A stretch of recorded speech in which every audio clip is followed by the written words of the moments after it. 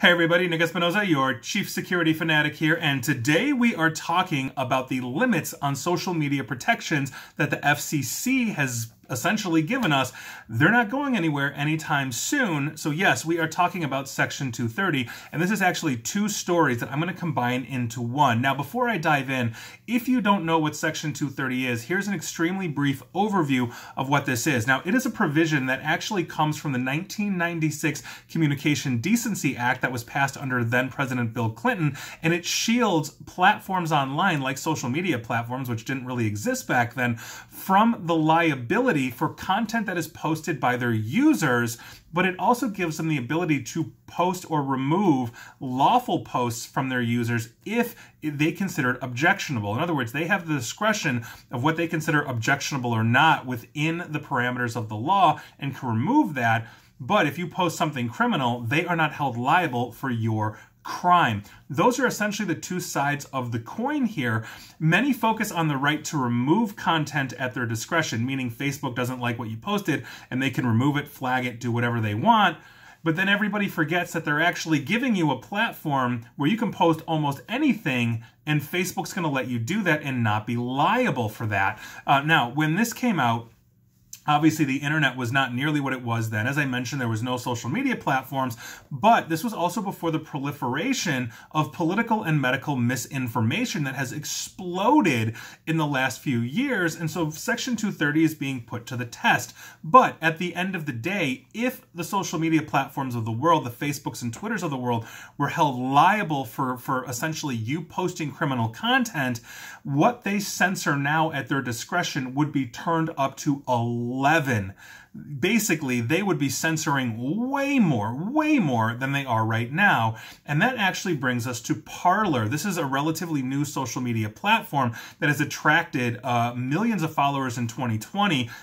Many of them are Trump supporters, basically President Trump supporters, who have left Facebook and Twitter due essentially to Parler's promise that they're not going to censor them in any way, shape, or form. But Parler really doesn't seem to understand that if they lose Section 230, they would probably be sued into oblivion or shut down for criminal liability, since they would then be held responsible for their users' posts. In that vein, they would also have to start censoring or risk losing it all. That's right, Parler is not for Section 230. They want it repealed. And yesterday, Parler's CEO put out this statement basically welcoming a repeal.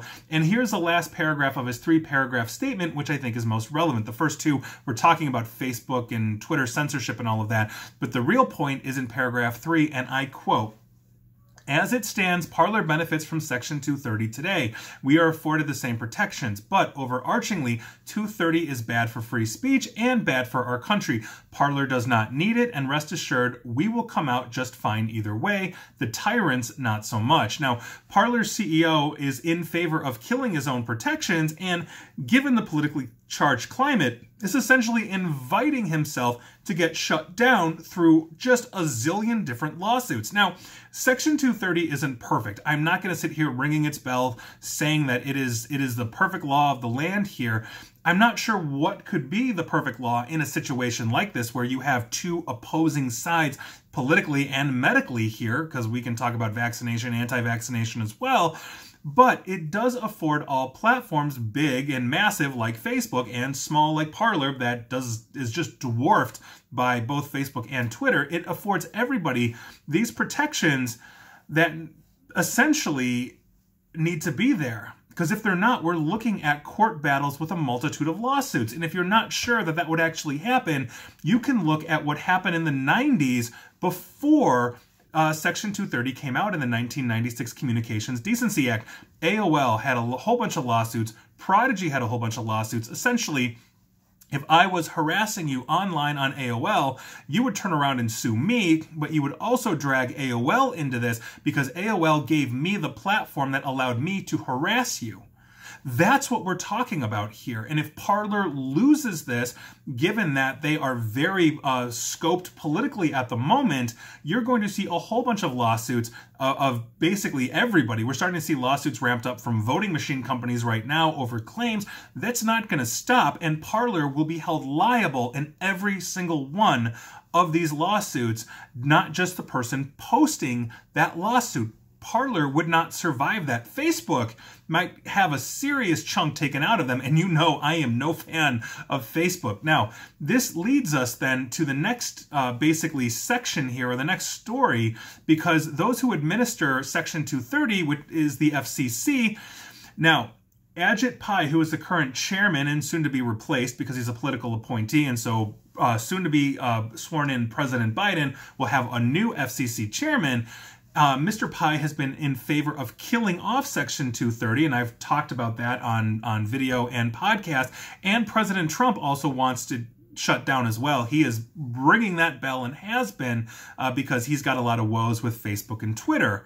Now, yesterday we learned that it's probably not going to go anywhere anytime soon. Yesterday on Monday, the Office of the FCC Commissioner, who's under Mr. Pai, he's Nathan Symington, he said that it's uncertain if he could participate in any Section 230 proceeding. Now, Symington's office said the FCC, or Symington's office, said that the FCC Ethics Council advised, and I quote, "As there is no currently pending Section 230 matter before the Commission to be discussed with specificity, it could not be comprehensively ruled out potential recusal in the future. However, no grounds were identified for recusal on this topic at this time." So in other words, Section 230 is probably not going anywhere anytime soon, and when we have a new administration coming in on January 20th, odds are Section 230 is going to be there. Now, if I was, let's say, counsel to the social media platforms of the world, from Facebook to Parler to all of them, I would say leave Section 230 as it is right now. It is absolutely not perfect,